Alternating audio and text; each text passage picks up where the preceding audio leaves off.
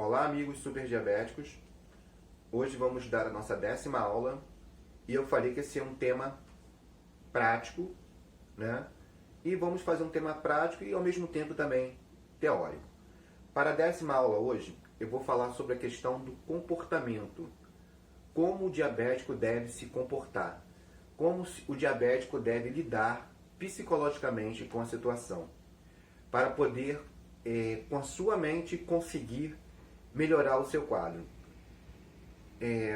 Eu já falei, acho que na aula 8, aula 9, sobre a questão dos 4 pilares da saúde. Os 4 pilares são alimentação, atividade física, controle do estresse, ou seja, controle da mente, e descanso. Hoje vou falar sobre a mente, especificamente sobre a mente e como podemos utilizar o reforço positivo e o reforço negativo para nos beneficiarmos para o controle da diabetes. Aqui eu coloquei o mais como sendo positivo e o menos como sendo negativo. E isso é uma questão de dualidade, né? Sim, não, mais, menos, gordo, magro.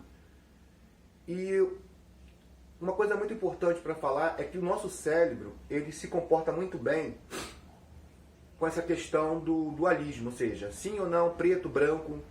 O nosso cérebro gosta de respostas claras, de ações claras. O nosso cérebro não gosta de ficar em dúvidas. Então, quando você tem uma resposta, ou seja, você tem um estímulo positivo para uma coisa ou um estímulo negativo para a mesma coisa, o cérebro ele tem uma reação, ele tem uma resposta para aquilo. Quando você tem uma atitude no meio caminho entre as duas pontas, você pode gerar uma dúvida ou um bloqueio, ou seja, uma falta de ação. Então nós temos que nos preencher de estímulos positivos e estímulos negativos. Vamos falar sobre estímulo positivo e estímulo negativo para o diabético. Bom, mas para entender sobre essa questão dos estímulos, um dos maiores expoentes da história, que fez muito sucesso até os anos de 1950, foi um psicólogo que estudava a questão do comportamento chamado de Skinner.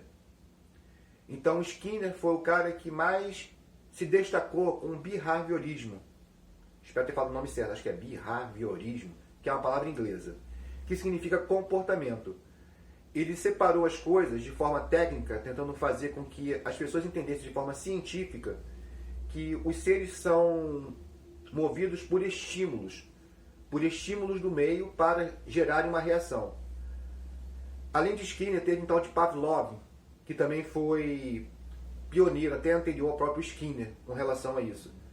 Mas vamos lá, ao que interessa pra gente.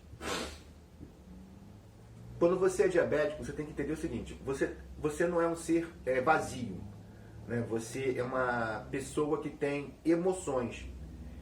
E as suas emoções que você tem dentro de você devem somar para você.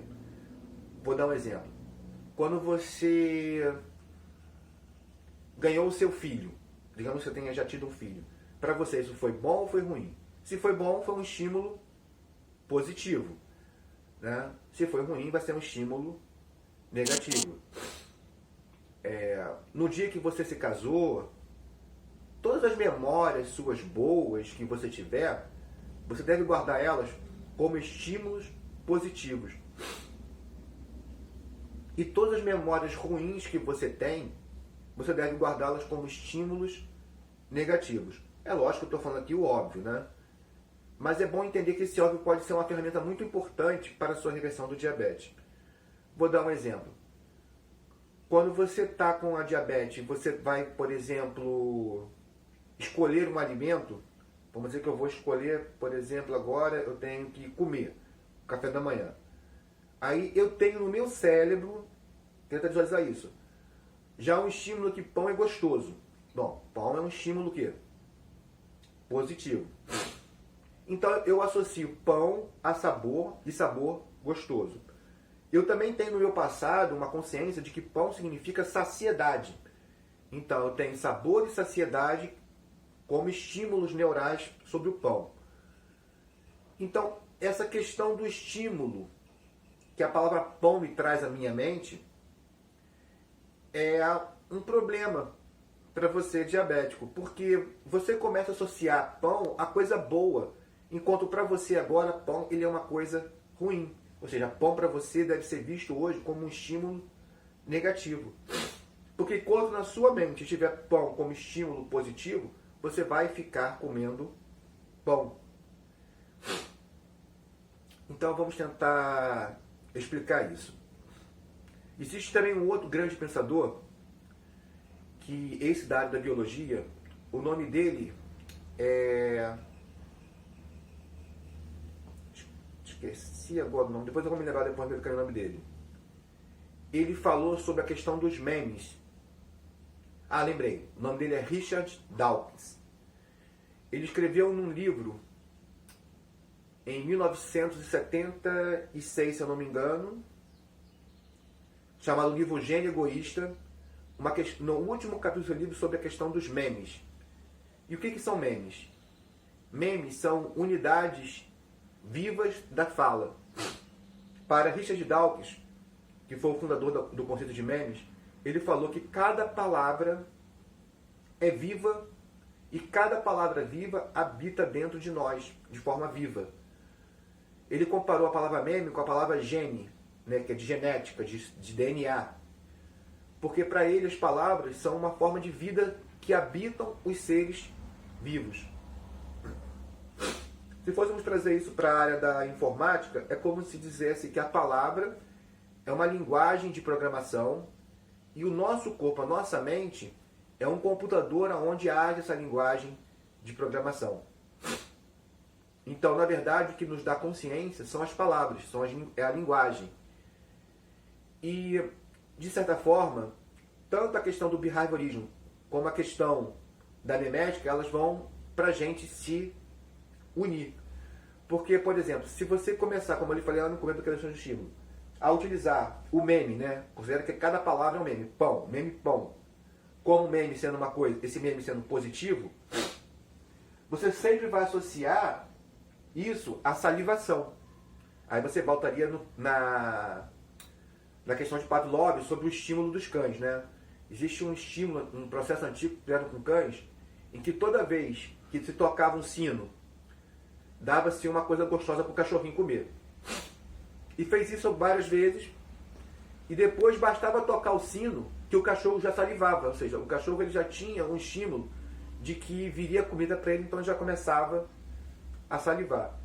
E o meme, e a questão como reforço daquela palavra, ela também está associada a estímulos.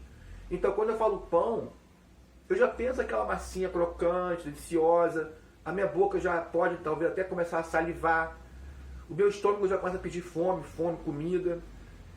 E essa associação de pão com saciedade, com sabor, faz com que a gente comece a sabotar a dieta. Eu dei uma volta grande, né? Vou admitir que eu dei uma volta bem grande. Mas é importante você entender que as nossas associações neurais vão estar relacionadas ao nosso comportamento que vai ser expresso. Em outras palavras, aquilo que eu penso é aquilo que eu vou fazer. Se eu penso que pão é bom, eu vou começar a comer o quê? Pão. Então, eu tenho que ter dentro da minha mente um conceito negativo agora sobre pão. Eu preciso ter na minha mente um conceito negativo, por exemplo, sobre arroz branco. Eu preciso ter um conceito na minha mente negativo sobre biscoito. Eu preciso ter na minha mente um estímulo negativo sobre tudo aquilo que agora me faz mal. Eu não posso mais ter um reforço positivo, ou seja, um pensamento positivo sobre uma palavra que agora me é ruim. Então, o que eu fiz para reduzir minhas sabotagens? Né? Eu já falei sobre a questão de sabotar. Eu comecei a gerar pensamentos negativos ao pão. Por exemplo, hoje eu associo pão, vou dar aqui um exemplo, a cegueira, amputação dos pés, muita fraqueza, perder o convívio com a minha família, ou seja, morrer. Eu começo a associar o pão a coisas ruins, coisas que me trariam dor, a pensamentos dolorosos. Eu associo o pão na minha crise inicial da diabetes, quando eu ficava fraco, cansado, tonto, passando mal. Eu associo pão a isso. Eu hoje vejo o pão como uma droga, como um problema. E quanto mais eu consigo reforçar esse problema sobre o pão na minha mente, menos o meu corpo sente vontade de comer pão. Então é esse o maior segredo da mente, do controle da sua mente para a questão do controle da sua glicose.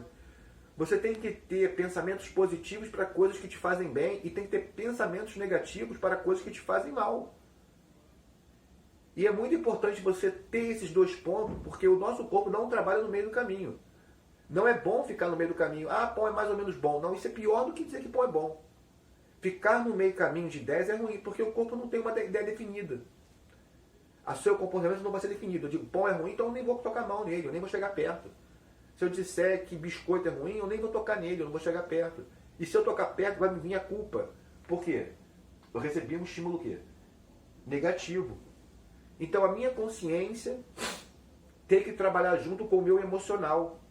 Eu tenho que trazer para a minha consciência o emocional sobre aquilo que eu estou fazendo.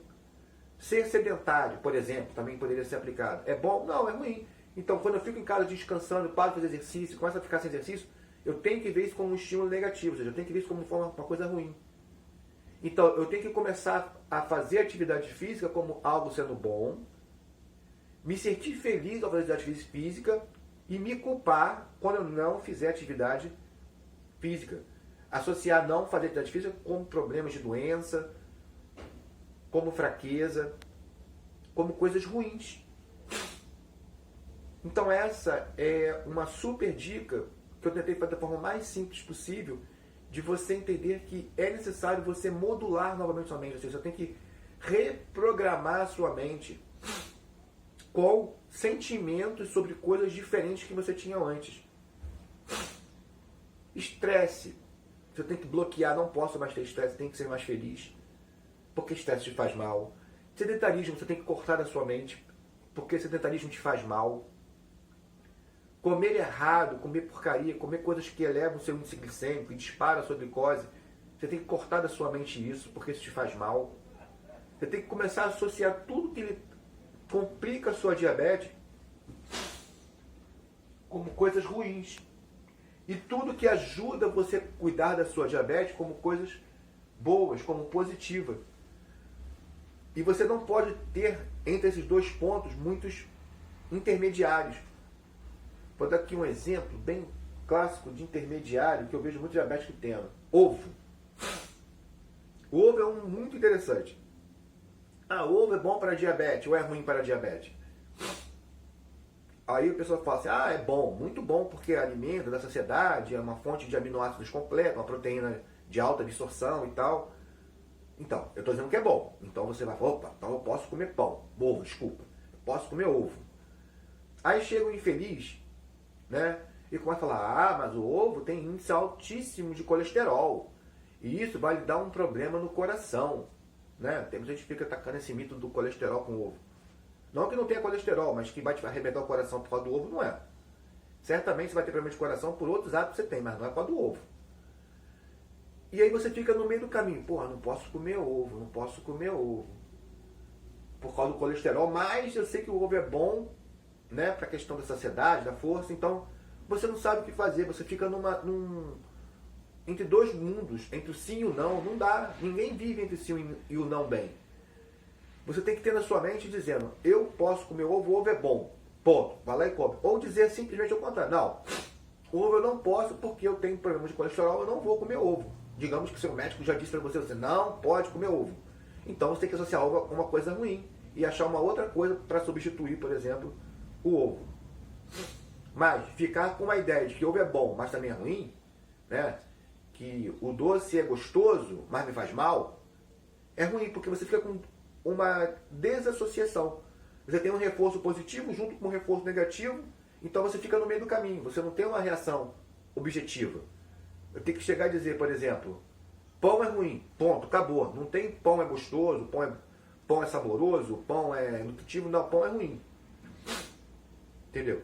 Aí eu posso chegar, por exemplo, para um outro tipo de pão, por exemplo, o pão árabe integral, que eu já falei que é um pãozinho até legal, eu falo, não, pão árabe integral é bacana, eu posso comer de vez em quando.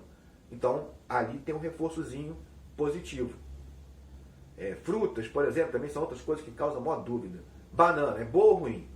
Eu, pessoalmente, até hoje não cheguei a uma conclusão sobre a banana. tá? Até hoje eu não cheguei. Pela tabela de índice glicêmico, eu diria que ela é ruim, porque ela tem índice glicêmico, se não me engano, moderado.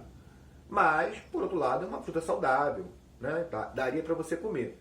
Mas como eu sigo mais a risca a tabela de índice glicêmico, então na minha mente hoje diz que banana é ruim. Ainda que eu sei que ela tem alguns benefícios.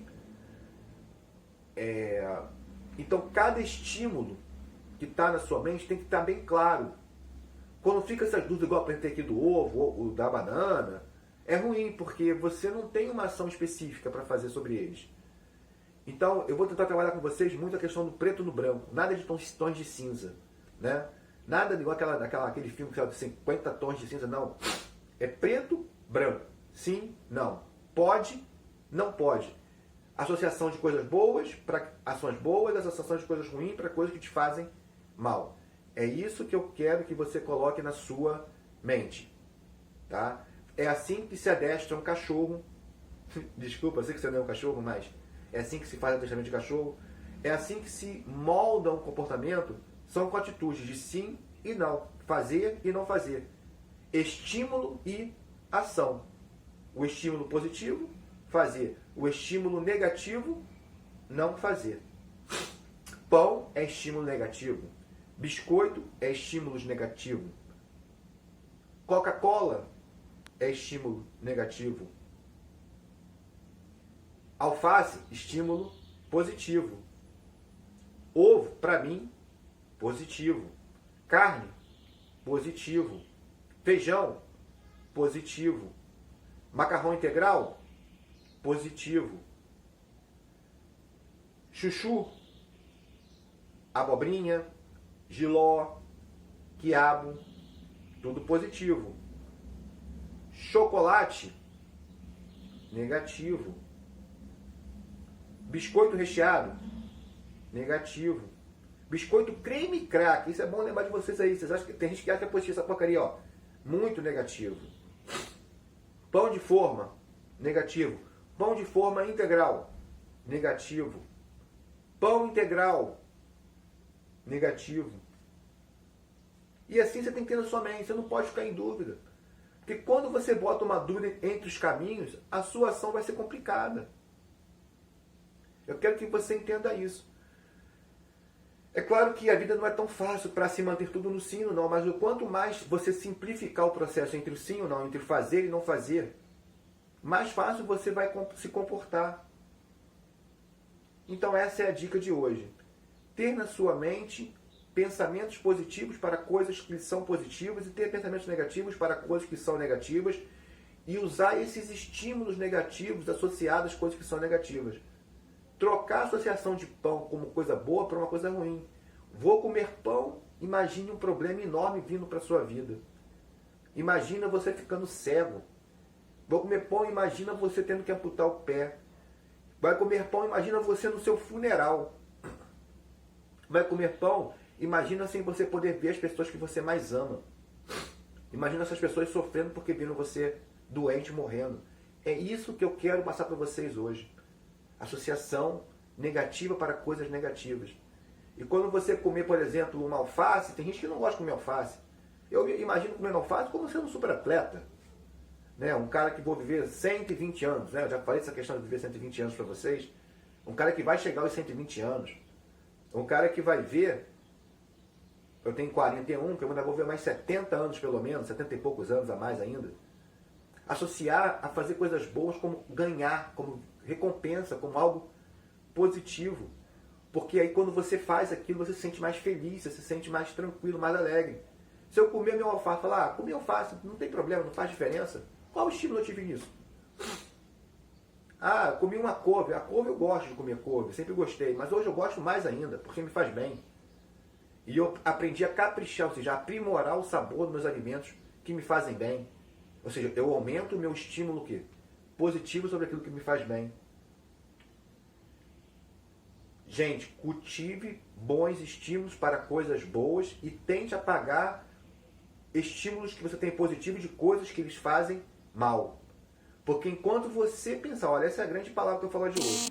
Enquanto você pensar que coisas que lhe fazem mal são positivas, você vai continuar cometendo o mesmo erro. anule esse erro e a sua diabetes vai ser uma outra forma de controlar. Então essa é a dica. Se inscrevam no canal, ativem o sininho de notificações do nosso canal, compartilhem nas suas redes sociais e quem quiser ajudar a gente aqui no canal, por favor, ajudem para podermos melhorarmos esse canal, tá? Então, é isso. Essa é a nossa 10ª aula. Nunca se esqueçam, é a mente que controla vocês. Então, use a mente a seu favor. Tchau!